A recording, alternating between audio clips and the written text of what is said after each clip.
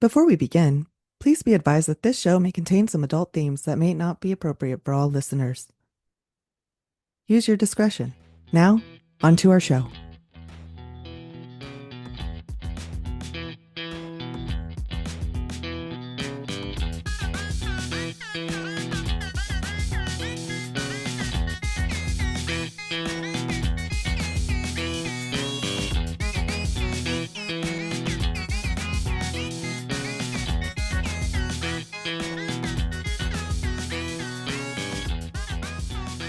Welcome to the Sip and Saga Society, where we cover histories, mysteries, and especially today, overall weird-ass shit.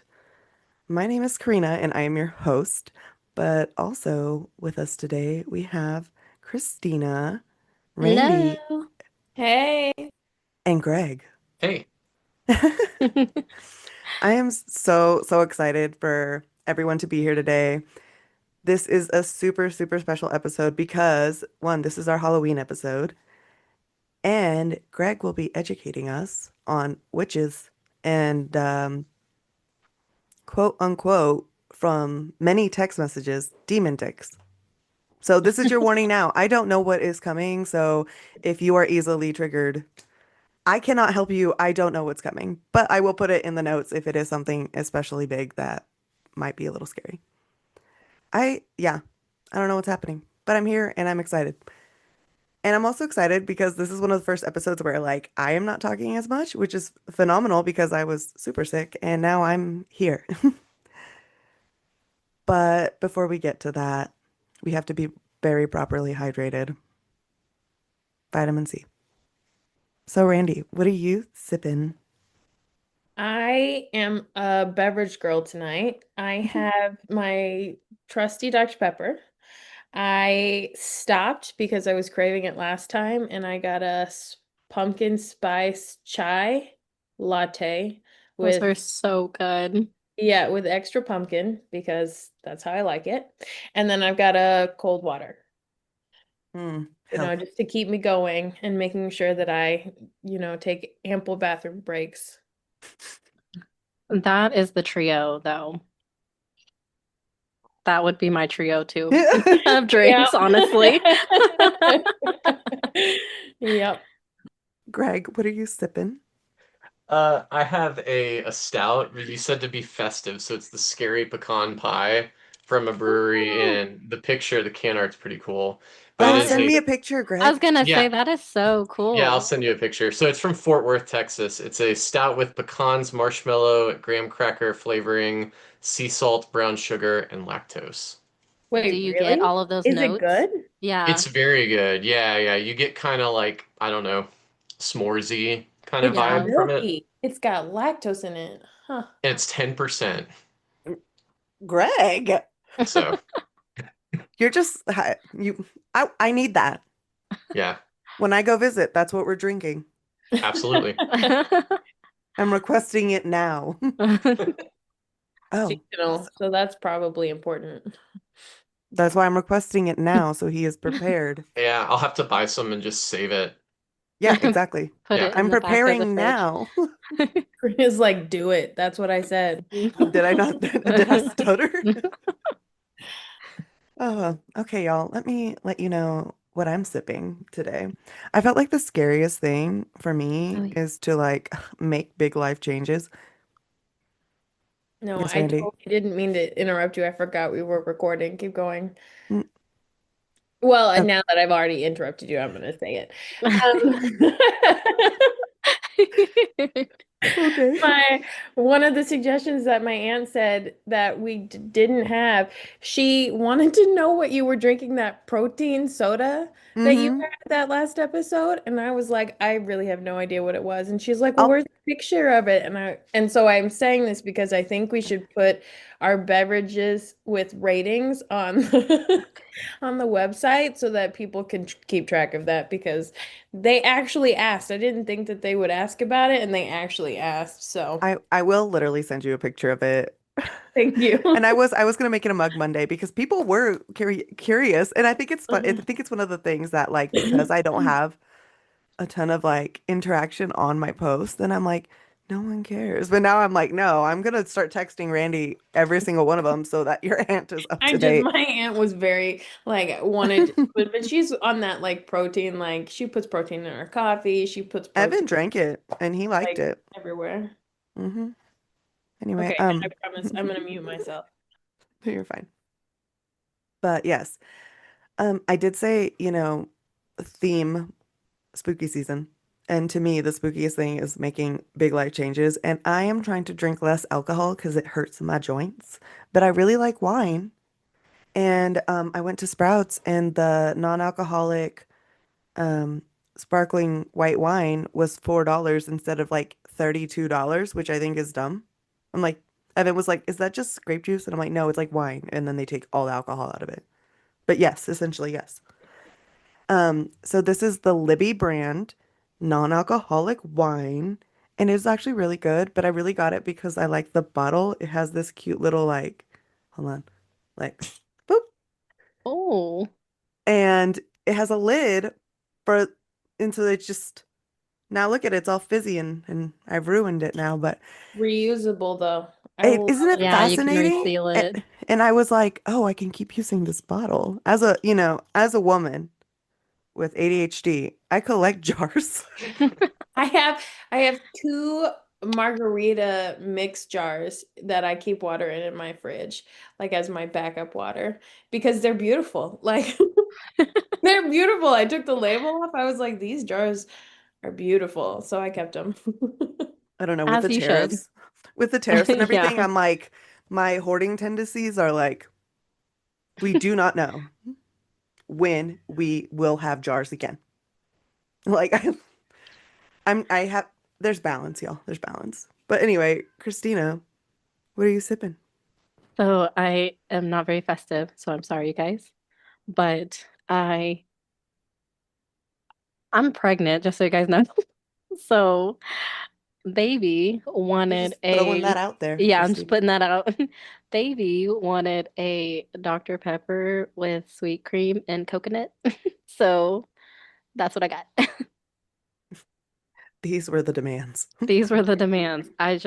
No, I literally had lunch the other day and I was like, a burger sounds really good. We have like food trucks out at work.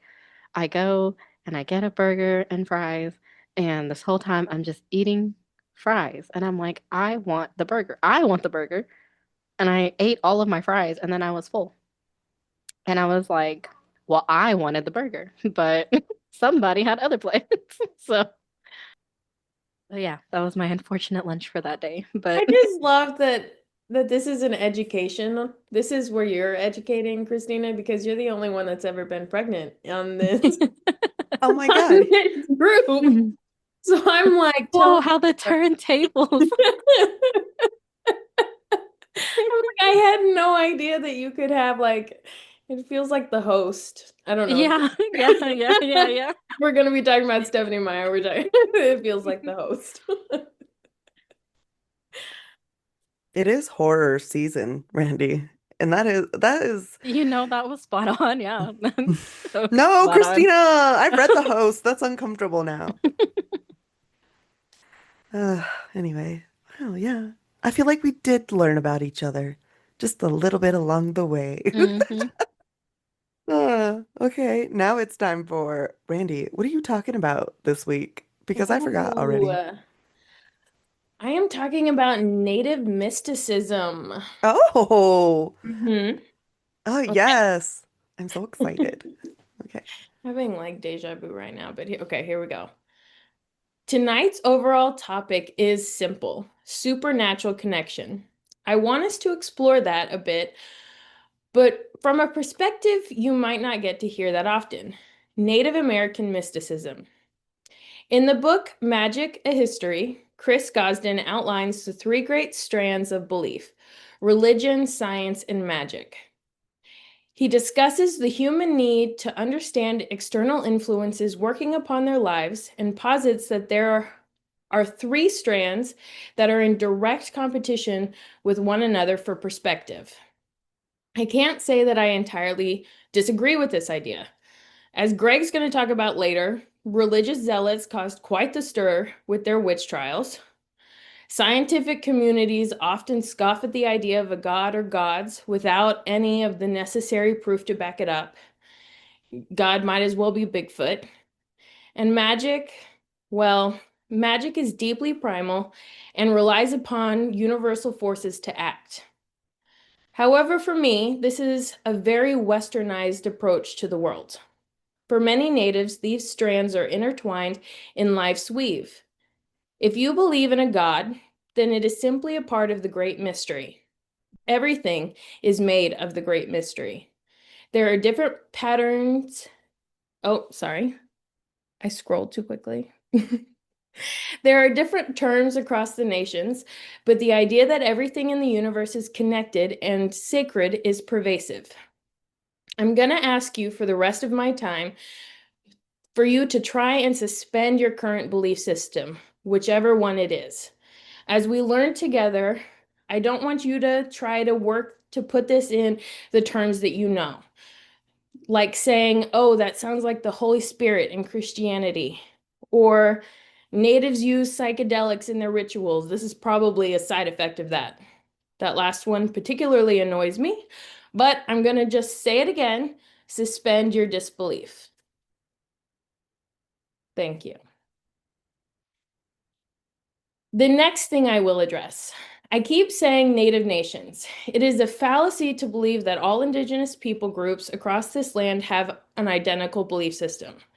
While in some ways there are similar patterns and shared beliefs, each nation, notice I'm saying nation and not tribe, a word that was given to them by colonial settlers. Each nation has their own rich tapestry of identity.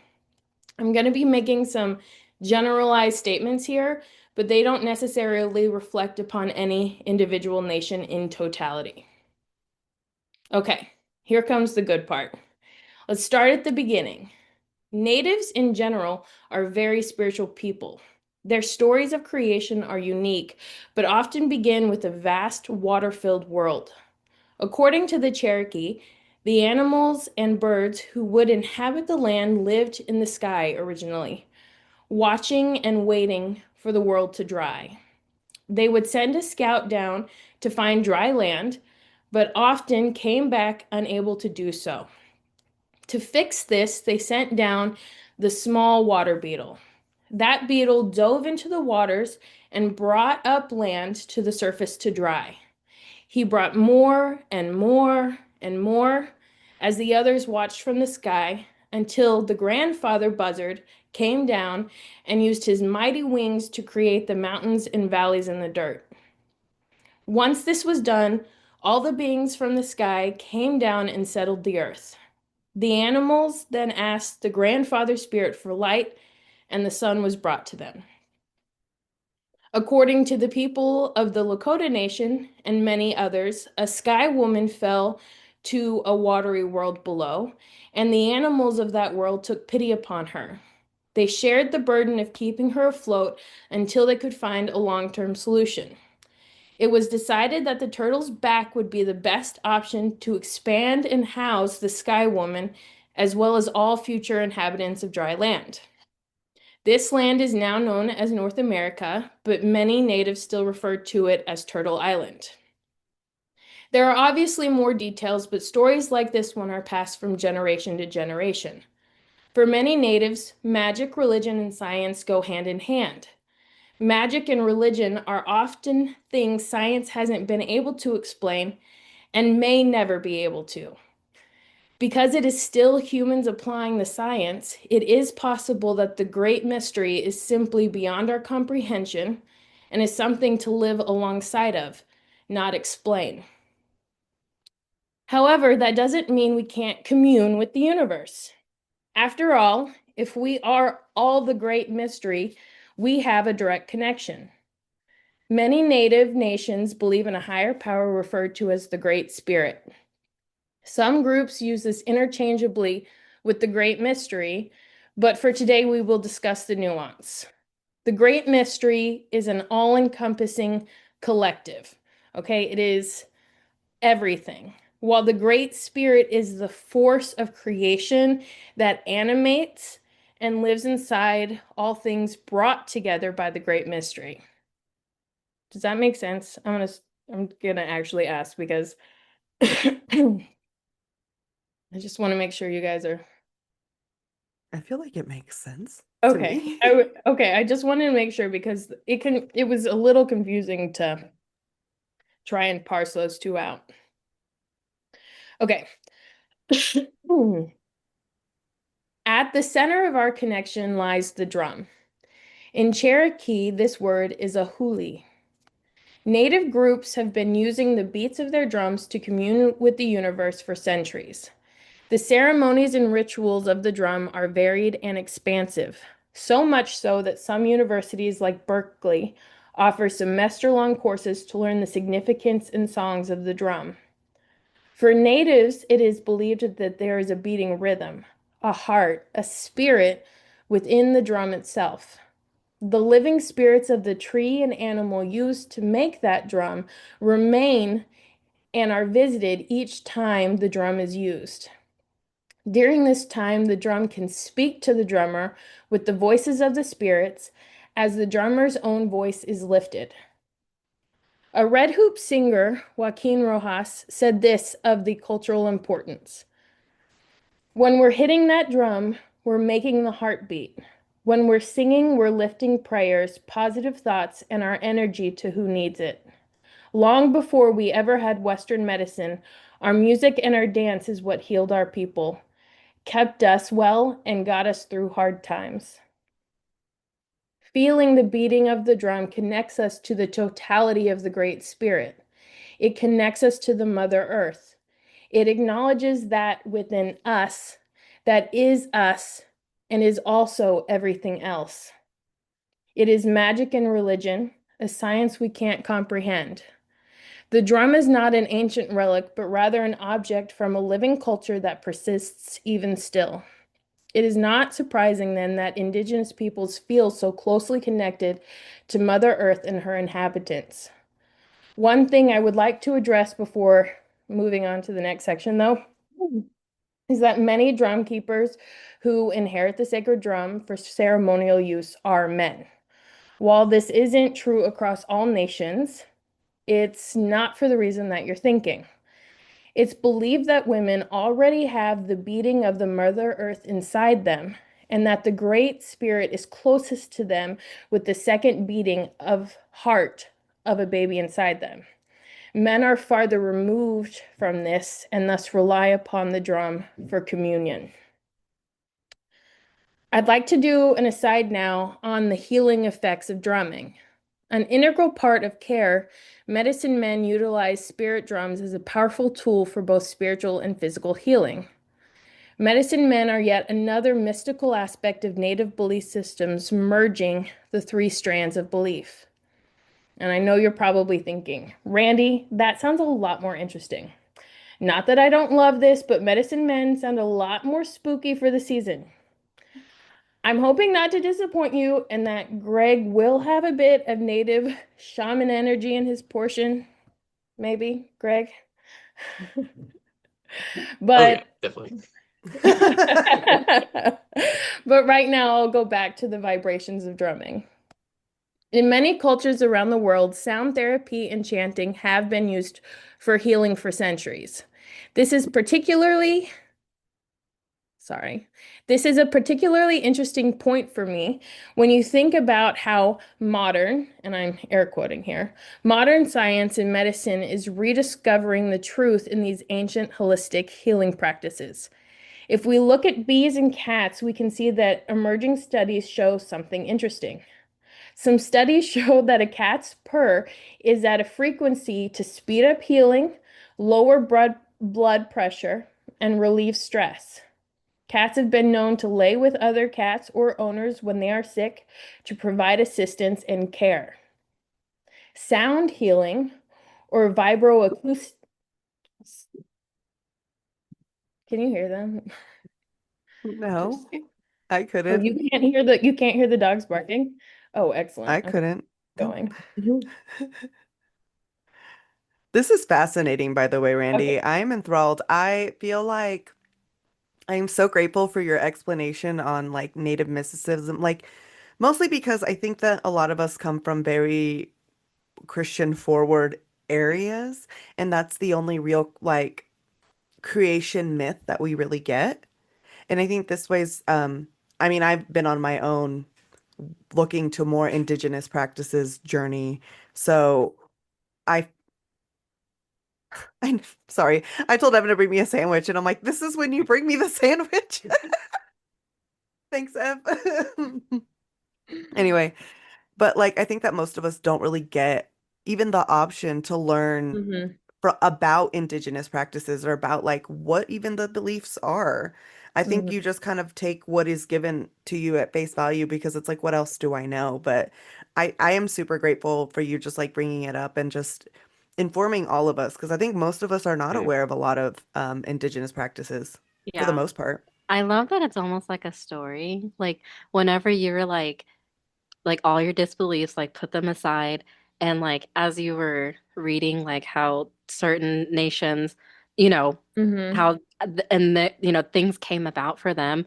I was literally, as you were talking, I'm just like picturing, like literally picturing like every scene in my head, and that's super cool. Like just the detail, and I don't know, it's just it's like I feel like you're reading me a bedtime story almost. I'm just like I was like I dreaming away. I'm so glad to hear you guys say this because when I'm reading it, sometimes it's hard not, again, because I grew up in this westernized culture, it's hard not to be like that. That sounds crazy. That sounds crazy. Like the creation story that we're given in the Bible is any less audacious than that story, you know?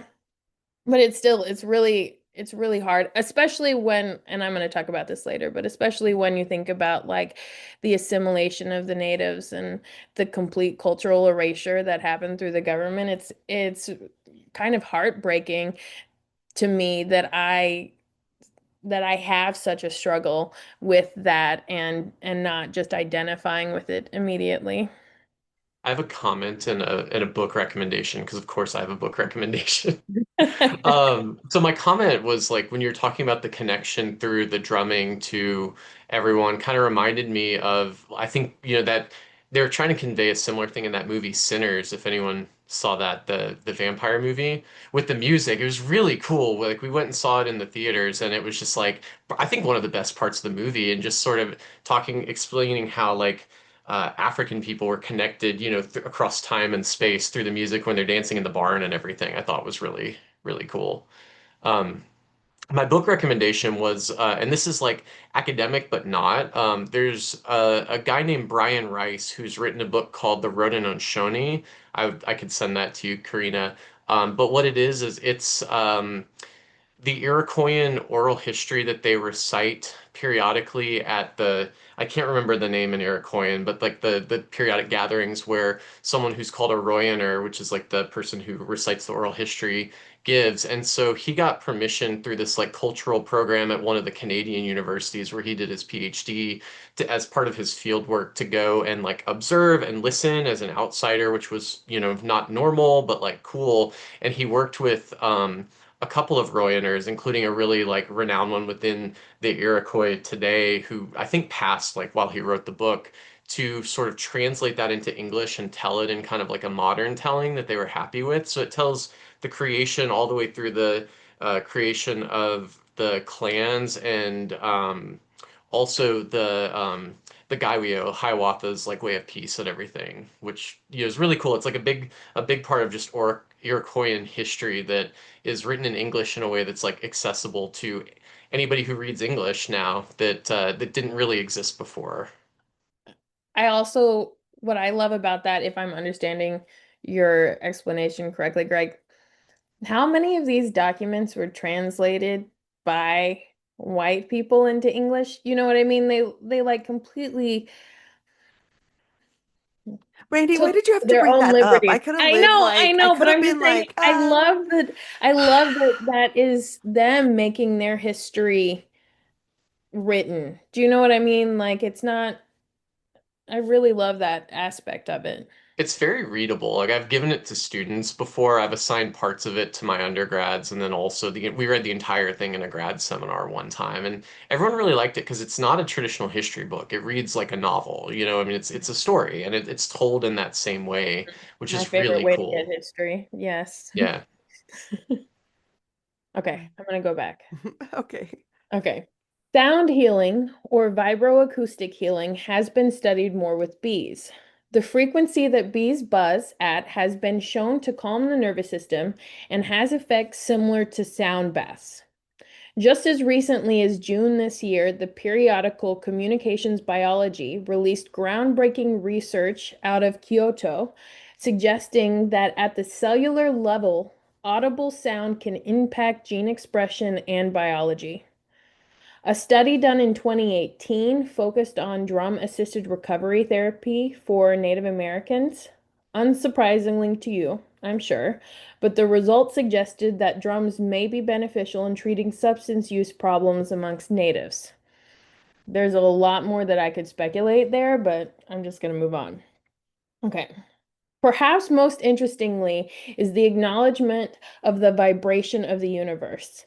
Scientists at NASA say that the stars in the sky are performing a concert that we can't hear, but never stops. The bigger the star, the lower the sound, while small stars are more like celestial flutes. String theory takes this even farther. Rather than being unmoored, subatomic particles are like musical notes produced by tiny vibrating strings. Instead of a vast cosmos of space with particles accelerating until they're acted upon, the universe is an expanse of invisible songs resonating eternally, but always connected. Science is now asking us to view the universe as an ocean of vibrations and sound that we contribute to and reside in. Maybe this is one of the ways that we are proving what our ancestors already knew. In the context of our timeline, there has been active suppression of indigenous identity, including the use of our drums. Between 1883 and 1934, it was completely illegal for natives to engage in any traditional practices. In an effort to civilize, air quotes again, the natives, Colorado Senator Henry Teller implored the U.S. Department of the Interior to impose a code of Indian offenses to push Christian religion and end any heathenish practices. It also outlawed any non-monogamous relationships and the native medicine men. This letter became known as the Religious Crimes Code of 1883. The federal government adopted the code to shape U.S. policy and resulted in the formation of the Court of Indian Offenses. Offenses included singing, dancing, ceremonies such as the sun dance and the ghost dance, and native feasts. According to the Crimes Code itself, Indian agents, or rather the people who were enforcing these rules upon the natives, would have the authority to use force, imprisonment, and starvation to stop any cultural practices deemed immoral or subversive. As you can imagine, this resulted in many aspects of Native identity being forced underground and Native assimilation to colonizers mandatory, as if it wasn't already. Boarding schools were a strong tool to force this cultural erasure, and I promise I will cover that, but it's going to be its own episode. These laws were not repealed until the 1970s and caused untold amounts of loss of life, community, and identity. Sadly, this suppression continues. Most recently in Minnesota in 2024, where a student drum group was barred from performing any ceremonies during graduation. Apparently, the district considered it an endorsement of a religious group, and the ceremony presented a legal risk for the school. However, the Native families in attendance were upset by the lack of cultural understanding and touched upon the cultural trauma inflicted by the government thus far. The journey back to the drum is one filled with deprogramming and internal conflict. For many natives like me, there weren't elders around passing on the knowledge of centuries. It is a practice to study and cobble together pieces of my identity, but the connection and deep inner quiet I feel when I'm at a powwow listening to the drums cannot be denied. Hopefully, I'll get the chance to delve into this topic again with more detail. But thank you for letting me share this, and maybe it has given you a seed of thought and curiosity about how you connect with the supernatural around you. Oh my God, Randy, that was so That beautiful. I was loved it. so Thank you so good. much. It was really good. Thank you. Yeah, like I said before, I feel like these are all kind of thoughts that most everyday Americans are not really like ever been introduced to. And in introduced to also in a way that isn't like with that intro, it's very helpful when you put away your old beliefs and don't come at it with a place of like already having some bias, which is very Hmm. hard to do. It's It very is a much little bit easier. don't fit it into your box. It's, Right. Yeah. Yeah, I loved it. Mm. Yeah, that was super cool. I don't know. I don't have words. That's Also, I love the cat thing. yeah. My cats are always on top of me when I feel bad. They're It's my healing you. favorite. It is healing you. I love Yeah. Mhm. it. What's healing me is your dog tucked in the corner, Greg. Oh, yeah. I just keep looking at him. I'm like, he looks so comfy. But going back to like the thing, because like my husband has, native and he has Mhm. relatives who are native but it's like cool because like he has a friend who like is also native, like one of his good friends, and like he goes to powwows and Mhm. Mhm. and it's just really cool to hear and see that people are still trying or still, you know, trying to be a part of that or still trying to, what am Mhm. I trying to say? Like integrate that in their Yeah. lives. I de-assimilate. I don't Yeah, even know if yeah, that's Hmm. a word, Like but go back like, to your culture, yeah, embrace your yeah. culture. go back to my roots. I mean, I will say I was very fortunate that even though I didn't have that in my family, my no one ever stopped me from doing any of that research or that learning. Like I was both Danielle, my sister, and I, we were allowed to take Cherokee language classes at the community college. And like we, it was, I wish that I had taken more advantage of what the resources I had in Oklahoma Hmm. at the time, because now not living there anymore, it's like, it's even more difficult. But it's still, it's such a powerful thing that I think people have a hard time understanding how infrequent it occurs when you're not in a place where there are other natives. Like being up here in New York, and in the East Coast in general, whenever I'm here, it is like I am always shocked when there's another native in the room. Like I went to a conference and they had a native speaker. It was a conference for maternal mortality, okay?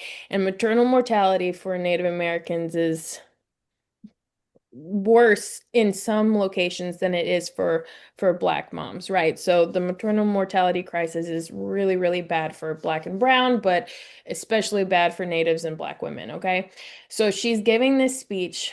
Almost all of the practitioners there and the people there are white or Black, and she asks to raise our hand. I mean, I'm sitting in an auditorium full of people, and she asks everyone the question to raise your hand or stand up if you're native and you represent your people when you're here today. I was the only one in the entire auditorium that raised my hand, and it was just her and me, and she made eye contact with me. It ended up making me cry because it was so incredibly powerful and sad. Again, I'm just going back to those two. It's incredibly moving, but also Hmm. incredibly sad. Yeah. But also it speaks to the resilience of like our people, like indigenous people. Like Hmm. you you did all that and we're still here. Like we're Hmm. still here and we're still powwowing and we're still like and we're Hmm. still gonna be here. It does not matter how much you want to get rid of us. We will be here. Anyway, we'll have to bring this up in therapy later. Okay, sorry, not to make it depressing.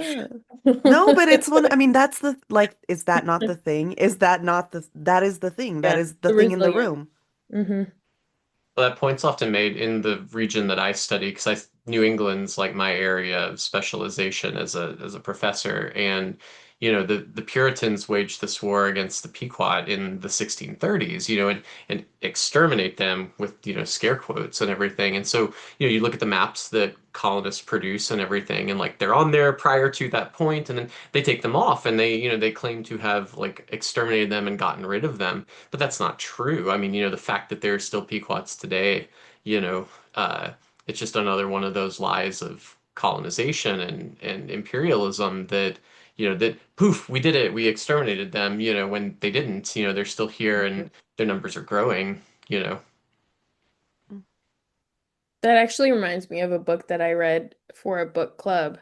It was like myths about Native Americans, and it had 25 chapters and a myth that it debunked.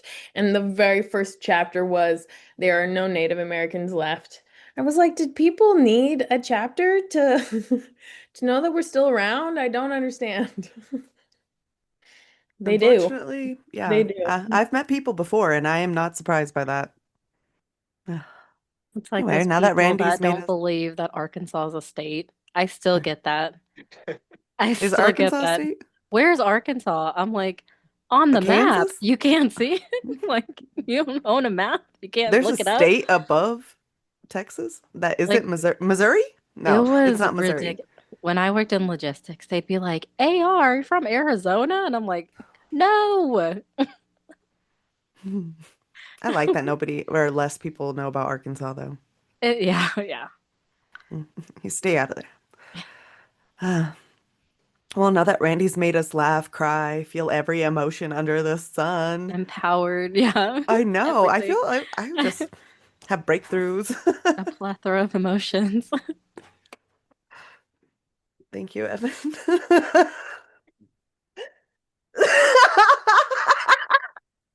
Happened twice. That's the best. Anyway, I'm hungry. It's just the nonchalant. Thanks, Ev. Thanks, Evan.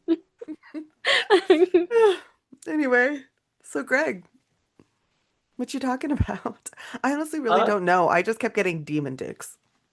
well, so what I did is I kind of put together some stuff on just, I didn't want to do Salem or anything like that specifically because that's its own thing. So I wanted to talk about like belief, and again, this is more in like the Western tradition, right? So there's going to be a lot of references to Christianity and stuff like that. But I wanted to talk a bit about like beliefs about witches and how like when we think of like the modern idea of the witch, like that kind of came together at a particular point in time, and it's not like there's a bunch of different areas where ideas about like magic and demons and the devil and possession and all these other things kind of come together into that modern conception. So I kind of wanted to talk a little bit about how those beliefs evolved and give y'all a bunch of really interesting quotes and address some things like how did those beliefs evolve? Like where do they come from?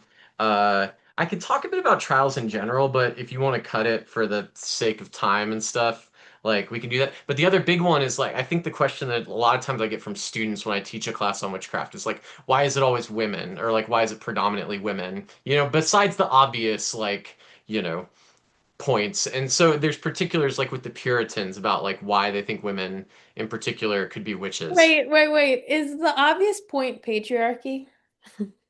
Yeah. Okay. Oh yeah, I'm just definitely. Oh, but saying it Yes, out loud. I patriarchy. have some wonderfully awful and misogynistic quotes to read y'all from Yeah. history. So, you Okay, think it's Greg. bad on the apps and talking to a finance bro. Let me tell you, it can get worse. I've seen I you. just I feel like I'm not ready. I To be clear, feel you the TV show, not you, Greg. I was like, I I thought hope I you don't were give off that threatening vibe, but Greg. I was like, Randy, what did he do to you? Okay.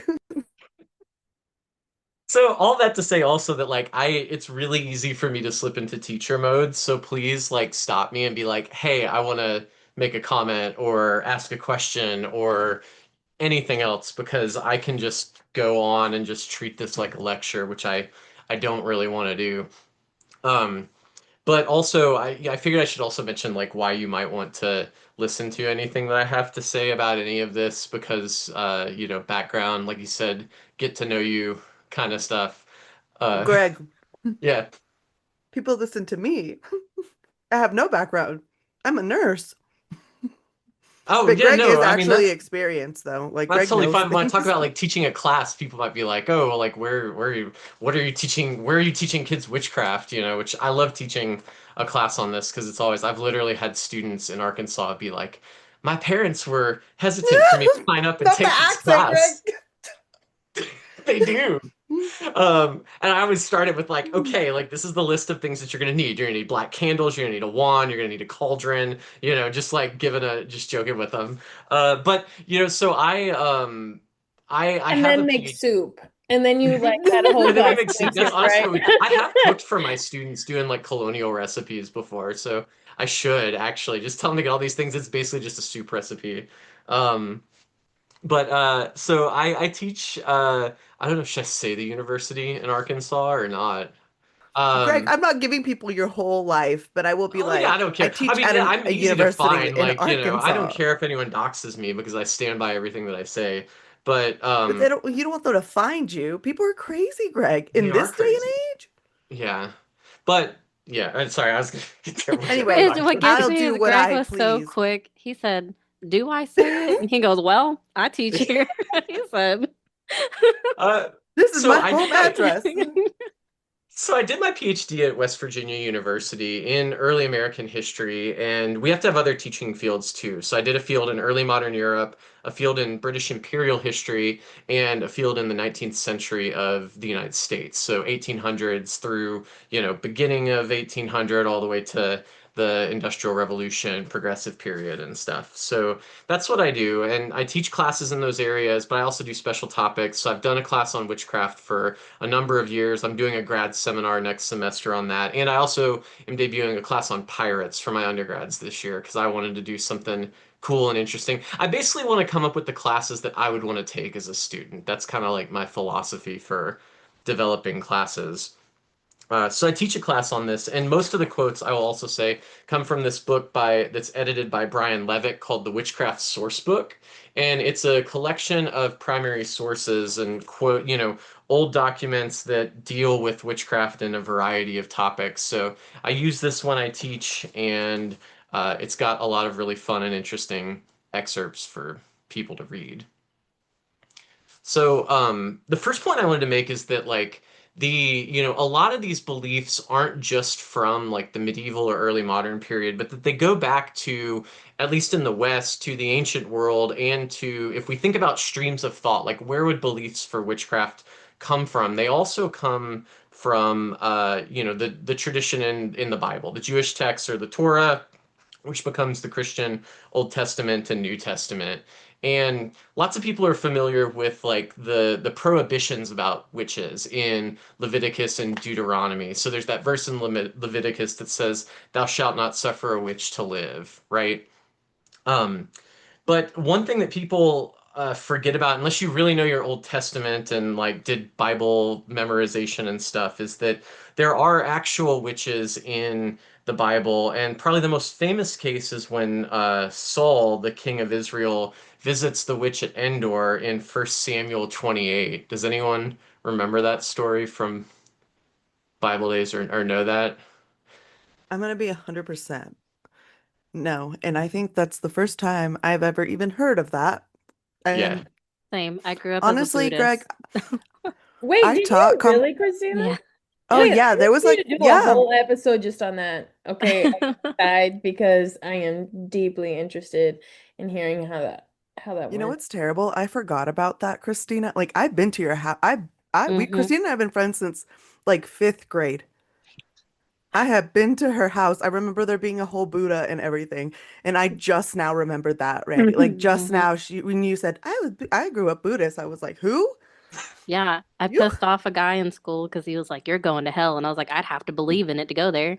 Okay, here's the thing. I grew up Love Catholic, it. and I also got told in the South that I was going to hell because I wasn't the right type of That Christian. is very Yeah, true. yeah.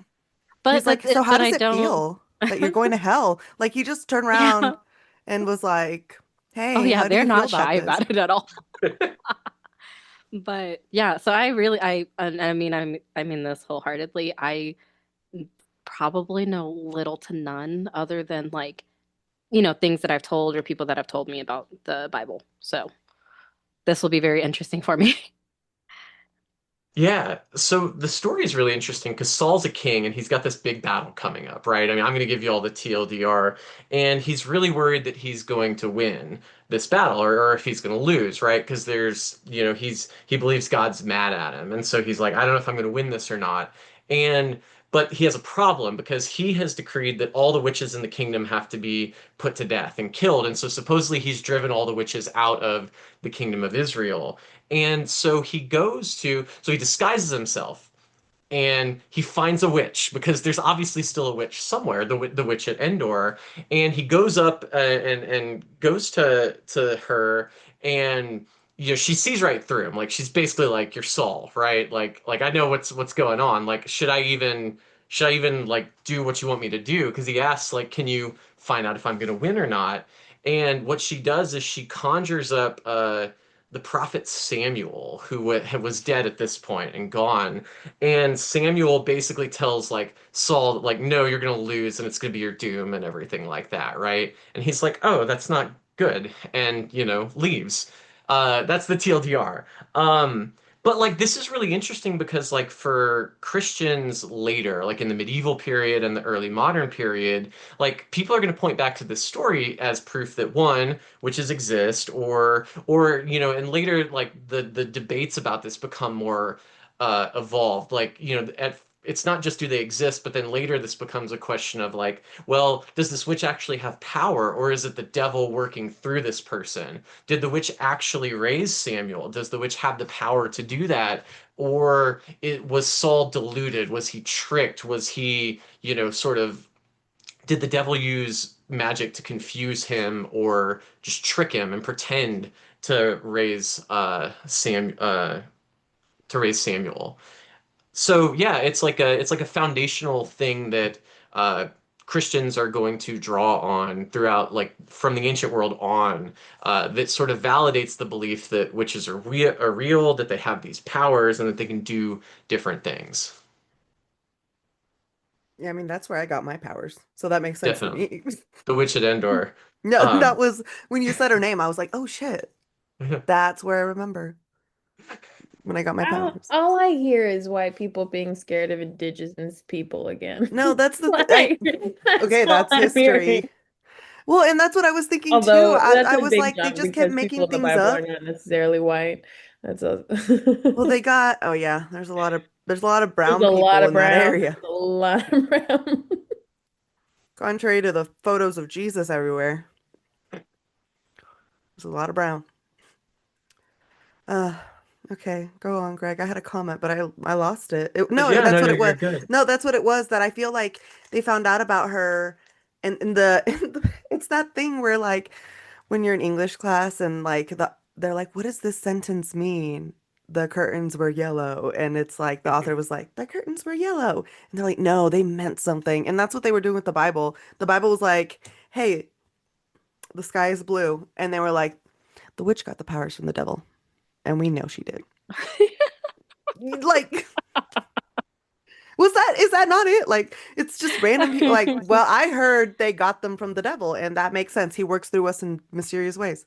I mean, really, that's how a lot of these texts that I'm going to be quoting from kind of are, where it's like you just see people adding to. It's almost like a game of telephone People or get something, or scared. where it's almost like kids playing on the playground. You're like, I have like Wolverine claws, and someone's like, well, I have laser vision, and like you keep escalating and making things like more powerful or more worse than the last version. I mean, that's kind of how I What's the imagine this. psychological term for that? There's a psychological term for that. Oh my God. All that's coming to mind is mass hysteria, but that's not it. It's like literally when people catch your fear. There's I'll find it. Randy's like, hold on. But that's crazy because, like, okay, and obviously, like I said, because I don't know a lot about Christianity, because a lot of people, like, from what I'm told, is like, hey, like, it is a guidebook, right? Like, the words that are in it are not like verbatim what you, like, you know what I mean? Like, what you have to do. Like, it's like Depends who what you you talk to. interpret. Yeah, Yeah. yeah. And I guess for me, it's like, because, like I said, I've never really read it. Like, I guess maybe in your opinion, like give me your personal opinion, but like when you read a quote or something, do you feel like there is a way to like interpret it into, like something like, something that's maybe pertaining to you in real life, or like I guess I don't understand the whole like interpretation, like take this and interpret it into, something else or like what's going on with you. Yeah, I mean, I think you can definitely, I mean, people do that today all the time, right? But I think that, it depends on like the group. Some people, even then and even today would read this literally and be like, okay, because it says he went to a witch and she had this power, witches exist, right? I mean, like there's Hmm. there's people today who believe that. But then there's other people that'll read something like the creation narrative or other parts and read that figuratively, like did God actually flood the world and, with Noah and stuff like that, depends who you talk to. Like some people are going to be like, no, that's maybe a metaphor. And other people are going to be like, yes, this literally happened. And the earth is Hmm. only 6,000 years old, right? Because Hmm. we can count backwards. That is wild. That's so wild how I don't want to say how like gray that can be, but like Yeah. kind of.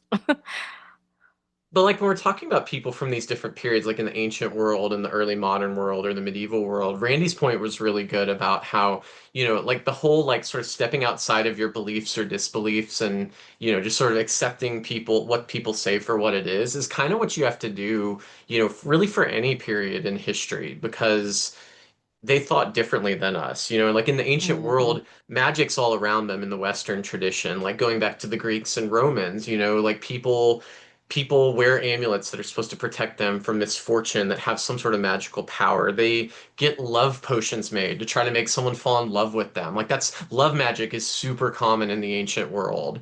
You have, really where it becomes a problem is the category of magic, like in the Latin is called maleficia, so it's magic that's doing harm to somebody, right? So in the ancient world, if you use magic to affect the weather to like cause hail and ruin crops, like to set fire to something, to steal from somebody, to poison them, that's where it becomes a problem. And so you have trials going all the way back to the ancient world where, somebody gets scapegoated, they get accused of being harmful against the community and get executed or punished or whatever, and that seems wild to us today, but like when you think about all people are doing is trying to understand the world around them, right? And this is one way of understanding like why do good and bad things happen and like how can I change and affect outcomes? Greg, that's basically exactly what this professor said in that book Magic that I was talking about. He's like everything that is core and fundamental about the human perspective has to do with understanding what's working upon you and how to control Right. something. Yeah. So moving forward a little bit to like the medieval and early modern period, that's where you start to see like people in monasteries and in these European like centers of learning, like religion, and these are primarily religious figures writing about all these topics. And it's interesting because like when we get to the sexy stuff, I feel like it's kind of a way for these people to write about things that you could never, I don't know, it's like to sort of indulge the imagination, you know? But when it comes to things like magic Greg, are and you saying that they were fan fictioning? oh man, you tell me here in a minute, okay? Um, but like these beliefs, what's interesting to me is like you start to see this development of people who consider themselves educated or learned, um, trying to sort of like rewrite and change the beliefs that popular people might have to be like, no, this is wrong. Like I think last time I talked about like the good witches, the Benedonti, and how they, they like there's these people in this rural village in Italy who believe that they went to sleep at night, like left their bodies, and flew in the air like to go do battle with the bad witches, and this protected crops and stuff like that, and so it's interesting to me how you see different writers across time like sort of rewriting that and saying like no, like you think that's good, but it's not, because the only sort of magic there is has to be bad, right? It can't be good. And it's these, white dudes in monasteries, religious leaders who are coming in and sort of trying to change the dominant narrative and the popular beliefs. Because I would argue those beliefs were there long, long before these people start, trying to say that they're bad and wrong and stuff.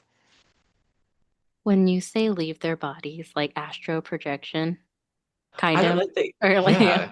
you That's know, how I see it. I don't know. I yeah, mean, they wouldn't have used those words like as peasants in the 1500s yeah. in, but like, but they do. There's the spirit leaves the body, right? In these Hmm. beliefs. But I'm reading this book about this medicine man from Peru, and he talks about how they believe that there's like three different kind of realms, I guess. And there's like the full spirit world, there's like where we live, and then the dream world. And I've been doing a lot of dream work this year, and that's another place where like you do a lot of healing and learning and growing and changing through the dream world. But there are also one of my mentors likes to say like, there's like shrimp that can see like millions of different colors or like hundreds of different colors other than like the four that we see. I know there's like more than four, but you know what I mean? That's just colors. How many different realms? Like, I know my dog sees things I cannot see. You know what I mean? I think that we are living in a delusion of us being all knowing and we're scared, and that's scary. So there's a lot of different other things out there. So I think it does make sense to me that there would be a belief that these medicine men go to sleep and that it is when they are the most powerful. And that is when they do their work. And that is actually when a lot of the indigenous medicine men do their work, is like when they sleep, they do their work in their sleep. And that's like why a lot of indigenous people do ayahuasca, is like to kind of reach that dream state while still being awake. And that's not everybody, but some people. I will send you the book, Randy. No, I was gonna say yes, I'm deeply interested. But the other thing that I was kind of thinking about while you were saying that, and I just left my head, so literally as we were talking. Anyway, but it is kind of funny that this is the topic because I feel like it really aligns kind of with what I've been learning and kind of growing and getting into. Because I've been doing a lot of plant work and working with different plant frequencies and bringing those and introducing those into my life. And that has been like life changing. It's been one of them. And so it kind of led me here. And I feel like all of these conversations so far have really aligned with that. It's been kind of crazy. If you want to hear more about that, or I will let me know later. But the Okay, frequencies do so exist. yeah, I remember what I was gonna say. I've been watching spooky season, right? So every day in October, I watch nothing but horror and thrillers and all of that good stuff. So Guillermo del Toro's Cabinet of Curiosity series, Mm. I was watching that one this week. And there is this one part where I swear this will make sense in a second. But there's this one episode where it is an alien life form that has come to Earth and they need to animate the bodies of their hosts. Ironic that we're going back to hosts, but like it has to leave one host body to get to the other one, but while it's outside of the body, it has no vision, it has no hearing, it has like nothing. It can't connect to anything. Um, I think that that is such a great representation of the human species. And I say that because talking a lot about what you were just saying, Karina, we have not great vision. We can't see at night like animals can. We don't have those rising cones. We can't hear the frequencies. Just said all of that stuff about the celestial bodies and the frequencies that they're giving off. There's dimensions that we can't see. I really think maybe we as a collective humanity might be going through something might be having to learn something because we're basically just on, I mean this literally, we're on a floating rock and we're out here with nothing. Sometimes just trying to figure it out. It's Just oblivious to wild. everything. Yeah. It's wild. No You wonder know, there's someone magic out there's and watching religion. Truman Show style, and they're just like, they just keep doing it again over and over. They're so stupid. And they're like, Well, why are you but doing this? but like so Native American a lot of Native Americans believes that there have been many versions of the world, that we're actually in a fourth or a fifth version of the world. It's one of the reasons why they say, well, I'm gonna get a little philosophical, but it's one of the reasons why they say that natives are like such good stewards of the land is because they recognize how many times we failed at this. But it's also why they have hope for what's going to happen because we believe that the land will heal itself after this world ends and it'll come again. You know, it's just anyway. Okay, I'm done. Thank you, Randy. I loved it. It's beautiful. So anyway, so what I was gonna say about I want to get to y'all to the I want to get y'all to the really good quotes. But these beliefs like evolve in different places, and like sometimes they're picked up in one community and sometimes they're not. So for instance, the Puritans really picked up this idea of signing the devil's book and the idea that you like sign a covenant with the devil that sort of negates your Christian covenant and stuff like that, right? But that's not necessarily popular in Spain or in France or in Germany compared to other things. And so you can look at this almost like region by region to study beliefs, because just the same way we might treat indigenous beliefs and practices with religion and spirituality, they're different in different places, right? And so they evolve kind of at different paces and into different forms. But specifically in the early modern period, like there were more and more concerns about the devil and the devil's power. And a lot of that comes from like the religious wars that form after the Reformation, when Christianity breaks down and becomes a bunch of different competing sects and versions. And people were really concerned that the devil was rampant in Europe and like has this power to affect people. Some people believe the devil could possess you literally, individually. Other people, he has an array of demons, and there's all sorts of lore going back to like the Christian scriptures about all of that.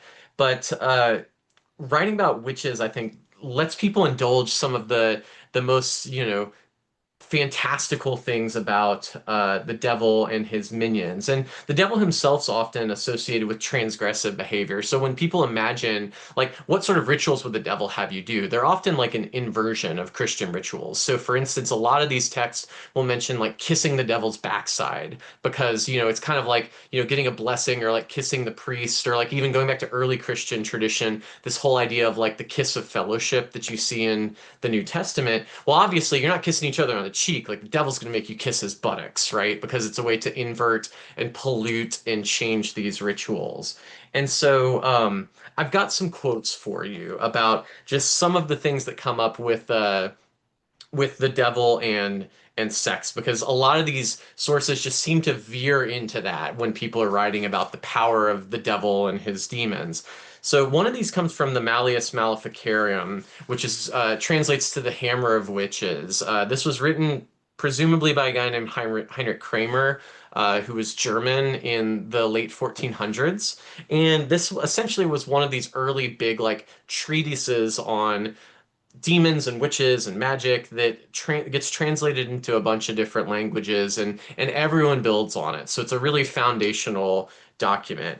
And so one of the quotes that I have from that comes from the Malleus, and it says, "The witches themselves have often been seen lying on their backs in the fields or in the woods, naked up to the very navel, and it has been apparent from the disposition of those limbs and members which pertain to the venereal act and orgasm, as also from the agitation of their legs and thighs, that all, invisibly to the bystanders, they have been copulating with incubus devils." So these women are all like laying out in the field, just getting railed by demons. And Kramer is like, This has been observed by lots of people. This definitely Good happened. for them. We've all seen Good it. for them, because those demons were the only people who cared about their pleasure. Okay. It didn't I sound have like she another. was suffering. Well, apparently it seems like they're having a good time, right? You know, but this is written by men, right? And women can't be having a good time during sex, so you know, obviously that's a no-go. They were Not like, we've allowed. never seen her do that, and that was weird. Yeah. This Weird. It's like Ben later Shapiro. Like became a my cure wife for doesn't. hysteria. Yeah, we use this later. Another one I have is from a French writer, Henry Bouget. He wrote a book called A Discourse on Witches that mentions that the devil's semen was very cold because obviously, if it's inverted, you know, it's not going to be warm, it's going to be cold. Um, and one woman described the demon that lay with her as having a penis that was, quote, as cold as ice and a good finger's length, but not as thick as that of a man. Because obviously, Oh, size matters. And then he goes on to say, nearly all witches affirm that this coupling is by no means pleasurable to them, both because of Satan's ugliness and deformity, and because of the physical pain which it causes them. I like that So, him being so ugly is an issue. Like he's ugly, yeah, and he's that's a well, he's the problem. devil, right? I mean, we don't get like Lucifer devil, like The the show Futurama devil or is cute-ish. That's the devil I think when I robot think of devil. the devil. Yes, Yeah, yeah, yeah. he's not bad. He's not. No, no. Smash. What is that? What's that meme that the children use these days? Not the children, but you know what the meme. You know the one where they're like, More it's like where they just, it's like a cartoon character, and they're like, I would do them, but like don't ask me questions or something. I can't remember what it is. Damn it. No, I'll ask the children. There's Are a you good talking one. about the one where they do it with the cake?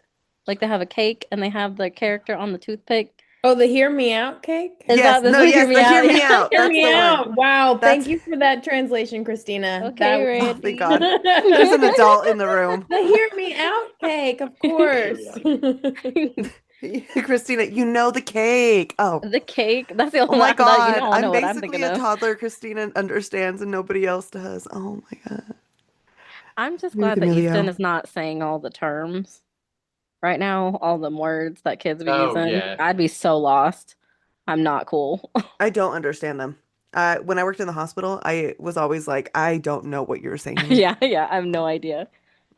And educate me. I don't know. Anyway, okay, sorry, Greg. Go on. No, no, you're good. I saved the best one for last, though. So this comes from a French writer named Pierre de Lancre, and this comes from a book called "Description of the Inconstancy of Bad Angels and Demons" from 1611. So he also was really interested in sex and what's going on. And so he talks in his writings about how virgins initiated into the devil's cult would often be forced to watch the devil and an infinity of witches openly performing their demonic couplings. So, they have to watch, before they join in An and get infinity, initiated and stuff, right? even. So, I mean, it's like an orgy, right? Like you want to hang Mm. out on the outside before just diving right in.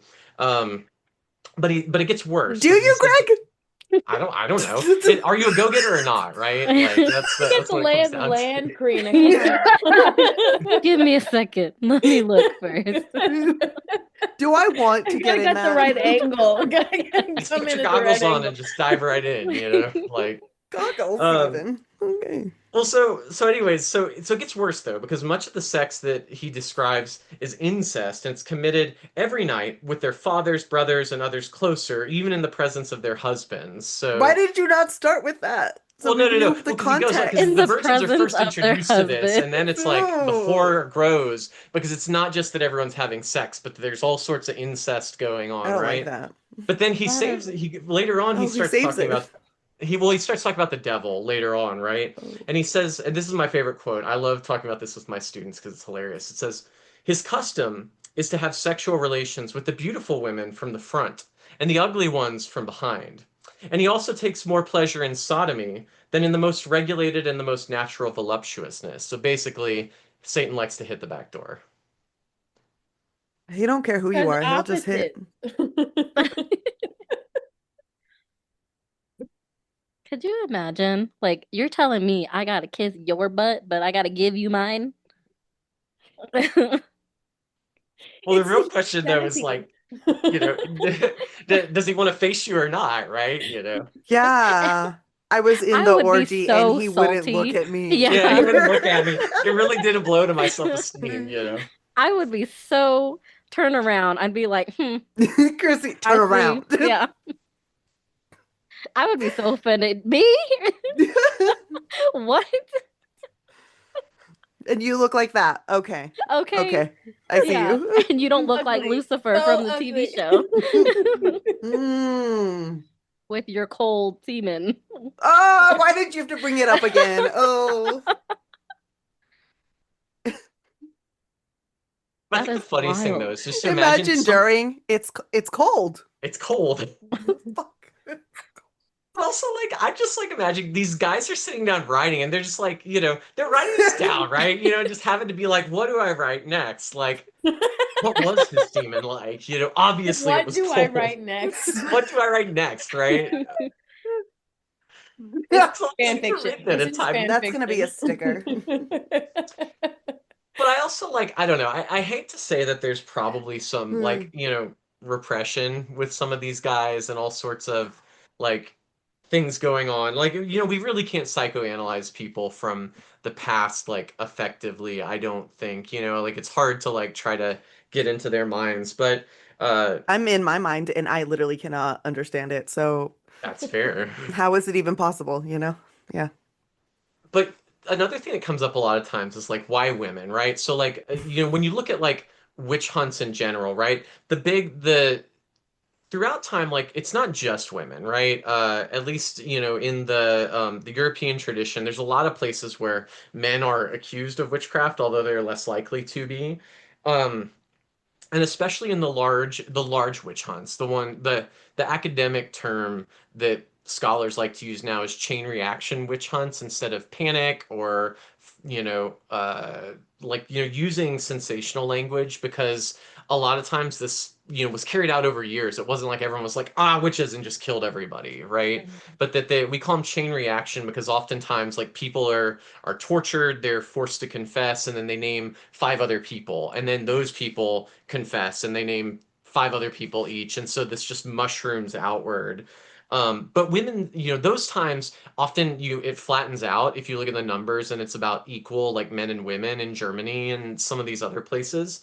But by and large, it is women, right? And so this raises the question, like, why women? And a lot of that, and obviously the answer is patriarchy, right? The most easy thing to point to in like the tradition with the Bible is the temptation of Eve. I mean, that's going to be the biggest like punching bag point for male theologians, is that women's weakness is on display and amplified in this story, right? That she gives into temptation first, she gives the fruit to her husband, and everybody suffers as a result. But I've got some quotes here as well.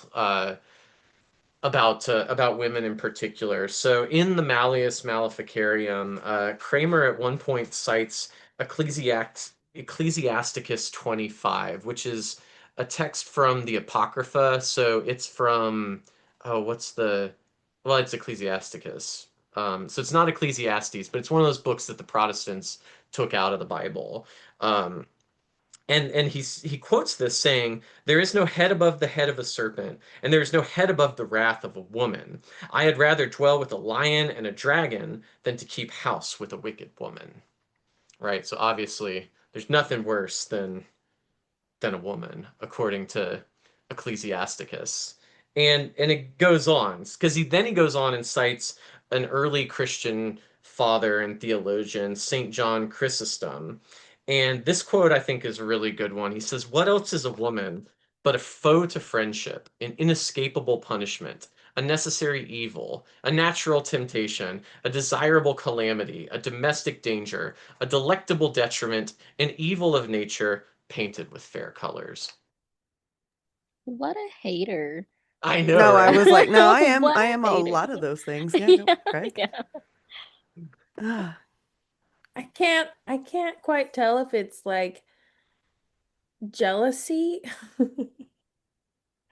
I'm just going to step in and say that I have been for a really long time, like over the last year, doing a lot of research on the progression from matriarchal societies to more patriarchal societies, and a lot of it is the suppression of women Mhm. because men are scared of women. Because a lot of our power, like we are the intuition, we are the keepers of our own drums, and that is scary to them because they do not understand us. Yeah. And we have a lot of power in our menstrual cycles. We have a lot of power just as women. And like this sound like it's one of those things again, put aside your belief systems before you came into this room and realize there is so much more at play than what we know. So Hmm. like maybe take a step back. Like the way that the world has been working is obviously not working. Hmm. So we need to change the what we're doing. Um, and so I definitely will cover a lot of like why.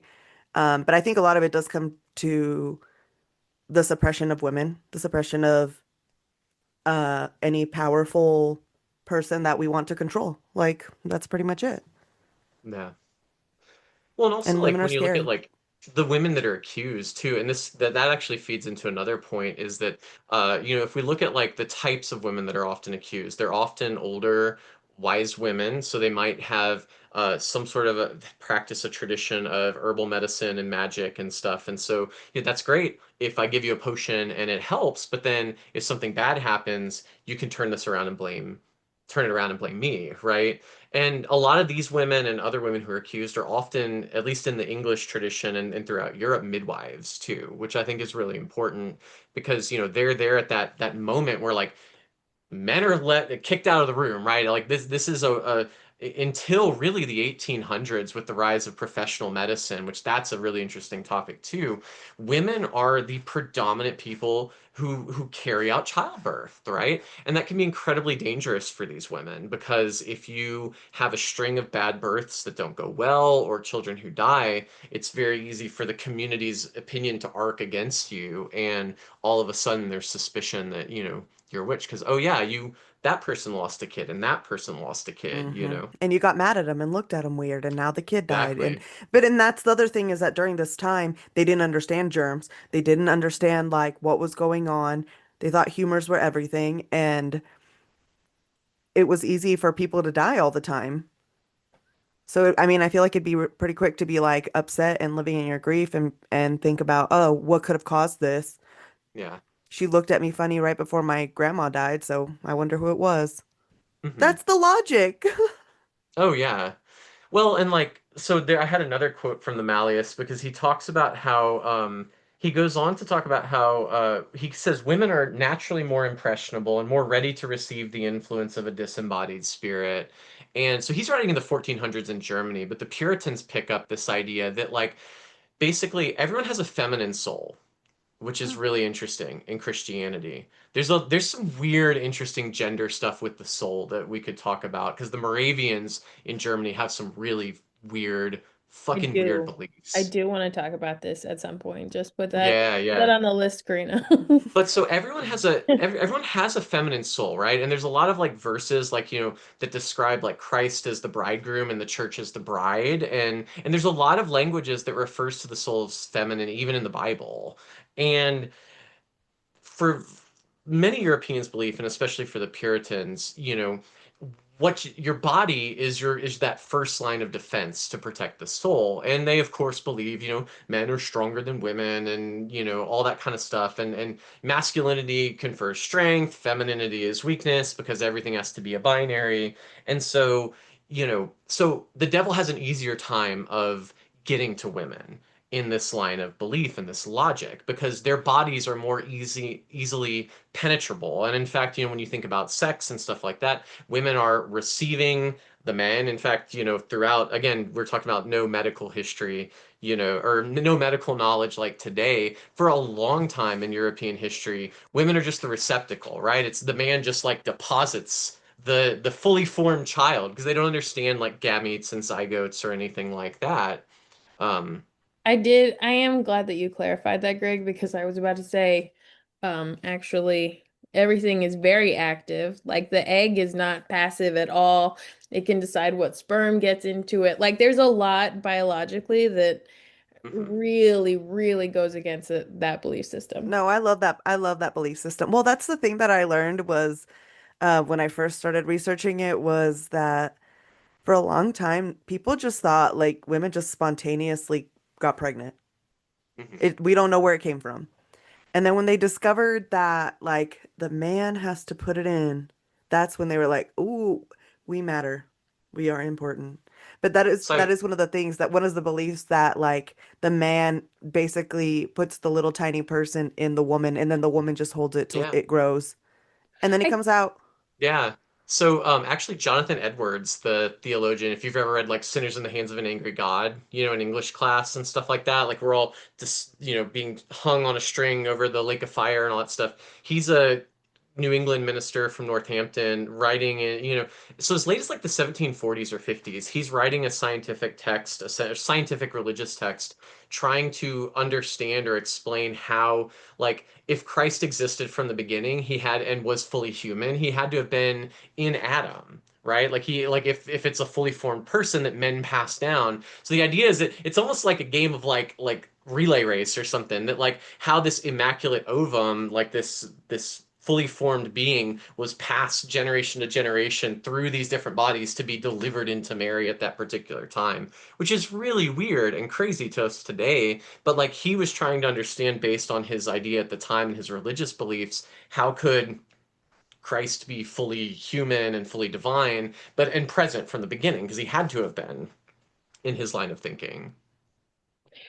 I the other thing I think is really interesting is because I'm thinking about it in parallel to what I talked about with the native story. Both of them identify women, like Karina said, both of them identify women as being like more open, more spiritual, more connected, if you will. The way that they treat that though is wildly different. Like for one, it's sacred, and for the other, it's damnation. That it's just you could not go in more opposite directions. That's night and day, right? Which is crazy. I have so Um, many thoughts. Like real talk, I have been holding off on this. I like this is my passion project, the patriarchy. Just me taking the patriarchy. It's fine. there's no way to talk about witchcraft though without Without the the patriarchy patriarchy. being like front and center though. Um, Exactly.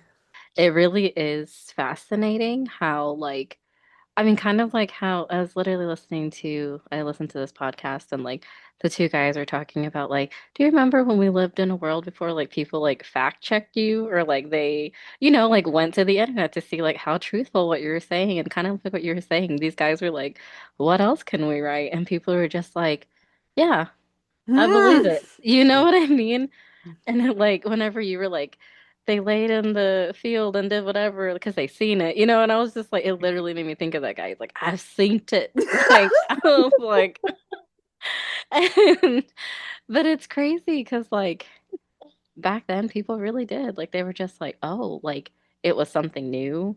They don't know nothing about it. So they're like, yeah, yeah, that's true. I get it. Like, Well, and the thing is now we travel so much, like so much more than people back then did. Like people back then really, I think, wasn't it? I saw somewhere that they pretty much like lived in a 30-minute radius. Like you're not leaving kind of where you live Hmm. hmm and yeah. until there's like cars and stuff. And now people are like, we could leave, could wander yeah, off Hmm. that to is crazy. colonize. Mm. That's why people travel. And it's so crazy, like just the little things, like, and I'm sorry, Karina, but like No, going you're back fine. to I the don't whole care. like cold, because like obviously when people think of the devil, everything is burning, it's hell, it's hot, it's whatever. Except for And his demons. yeah, except for him, apparently. Apparently he gives you the cold shoulder if you're ugly too. 'Cause Dude, I would be so mad, okay? yeah. I would be so frustrated. Like, not only do you not look me in the eye, but you're just, it's cold now? Oh, Yeah. Yeah, I would like just be sad. I'd be like, oh, okay. just, you Yeah. know, you and your feelings because you think that the devil And I think he would will turn turn me you around. around. He'd be Shut like, sorry, Miss up. Ma'am, you gotta. I will say though, Greg, you made them too relatable. Now I'm just Yeah. thinking of like I'm kind of There a was a lot of I'm not details. gonna There was lie. a It lot of was detail. too well, I mean, and like now I'm just picturing these like men ferreted away writing their like dirty fan fiction, and now I can't hate them as much as as Yeah. much as I did before. I'm like, oh, these poor guys. Well, and like, were they repressed? Like, if they were all monks and it was just like a guy never had sex, never getting married, he's translating And something, and he's like, masturbation was considered a sin, so I mean, Mhm. he had a lot of pent-up energy. He had to yeah. put it somewhere. Yeah. It's amazing there are not more sexual quotes out there, honestly. There probably are. This is just some of the ones that are in the sources that I've read and the reader. But also, what do you think about it though? Just real quick at that time, like people like sex was just like way more out in the open, right? I mean, like people, Hmm. unless you're really rich, like you don't have separate rooms. And like I talk about this with my students with the Hmm. Puritans. They have oftentimes like 8, 9, 10 children in like a house where like you're sticking them every which way to like like I've seen some of these reconstructions and houses that have shove them up in There's a the child in a rafters rafter. basically, but Ah, like there mom and it dad are still making kids, is. like I feel like this is in the household, but then like also you raise animals and you see that around animals all the time, and it's just like I feel like a lot of the modern like Puritan attitudes are really more like a product of the Victorian period, Oh, Hmm. I when you start agree. to have more I think enclosed so. Yeah. spaces within homes and stuff like Hmm. that. It's definitely We not have to look indigenous at each either. other. Uh, It's definitely not indigenous because we had that. You would be in the same exact living location with your family. Often, sometimes they would house like 60 people in one tented area. I'm saying I don't know tented. why I'm surprised. There's like a ton of people at my Yeah. grandma's house, so like, Uh, why am I surprised? Like, this is what people do. We all live with each other. I've read Mhm. Um, early accounts about the Iroquois where it's like, the longhouses are matrilineal and, women owned. And so like the dwellings are owned by women, And so like the Europeans that encounter them are often really mad or they're just kind of shocked at the fact that like I've read it, I can't remember which source it is, but there's this one that's like, oh, well, like, if if the wife's displeased with the man, she makes him leave, and he goes back to live with his family. It's like, kick him out, gone. nice. Go back to the Yeah. To your family. We mother, don't Yeah, want we're him. done. Just who go back to live with your created this family. problem for me. Yeah. But that's something that they're always bothered by. They're like, the women have so much power with divorce, in native indigenous culture. Mhm. Okay, Greg, what is the very last fact or quote that you have on your thing? Oh, well, I was I'm just going curious. all out of order. The Let me the last one. The The one last you one, read it from was the another one about women and just men hating on women. Okay, tell So it us. says, well, yeah, no, it's a good one that says by the natural re so he's just again explaining like why are women witches? Why do they like get into pacts with the devil to get power and stuff like that? He says by the natural Yes. reason is that she is more carnal than man, as is clear from her many carnal abominations. And it should be noted that there was a defect in the formation of the first woman, since she was formed from a bent rib, that is, a rib of the breast, which is bent, as it were, in a contrary direction to a man. She is an imperfect animal. She always deceives. Someone got hurt and Yeah, they exactly. Who hurt you? they That was like Nowadays, you somebody just become a poetry. SoundCloud rapper, you yeah. know? Somebody was like she smiled at me and then talked to the other guy and I don't like Mhm. that. She's playing games with me. Yeah. Hurt. She deceives. Honestly, Craig, I will tell you, you hand plucked very good quote. I Very tried. good. I'm just a bent rib woman. bent-ribbed woman. I want to make stickers. Yeah, that should be a There is sticker. that like pervasive belief now that like there's a missing rib. People have to like Yeah. scientifically explain to people that that's not true. Hmm. What? They're like, no, people No, that legitimately people believe People in the that church men believe are that. missing a that rib? there's a Yes. rib less. Yeah. Yes. When basic anatomy and dissection would prove otherwise. They're like, I just don't have it. My spouse is Brittany. walking around with it. I When will we tell got you married, it was the things I've transferred. heard men say in church, or church circles back in the day when I used to go are wild. Well, we need a little sips on that now, Greg, because I I know, also I'm want to know like, what they have said. I feel like I need to find my collection of quotes. Oh, they're everywhere now. No, God. if I just started telling stories about what happened in my school, I tell you, people look at me astonished. They're like, I can't believe you're so normal, Randy. Randy, after the Thank last you. episode, I also Thank cannot you. believe. I cannot believe. I'm shook.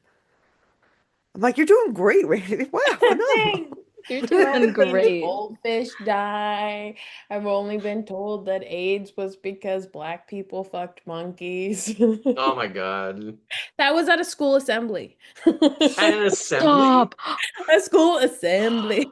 Oh my Where God. they Okay. said the only way to not get STDs was to have sex with a wetsuit on. Okay. And Parents with were that, pulling their kids out. Randy, you Randy. have to save this. You can't tell us everything. This No, has to Randy be on gets one something. traumatic school fact an episode, so people Yeah. keep coming Cut back. this off. I'm just saying. There's a lot more where that came from. Oh, no, we will.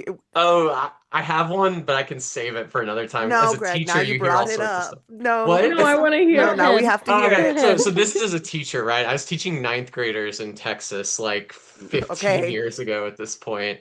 And reassuring I'm already. sitting there and the students are supposed to be working, doing their thing. And like, they're chit-chatting and I'm like, whatever, I'm grading shit. I just need to get stuff done. As long as they're working sort of or like not being crazy, I'm fine. And I remember like they're taught like this group of kids was talking about sex and they were talking about like sex in the hot tub, right? And this one kid was he was just like, oh my God, you can't do that. It's dangerous. And people are like, what? Like, why? Like, tell me.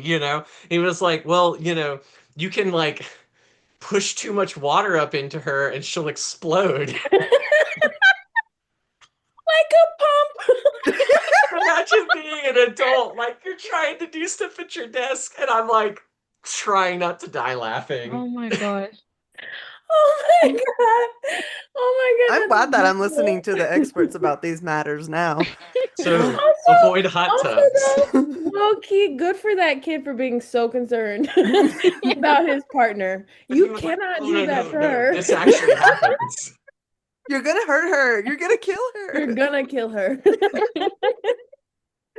Oh. Meanwhile, I was thinking like, is it a UTI? Is it an Right, right, right, Yeah, right. yeah, No, no, yeah. no.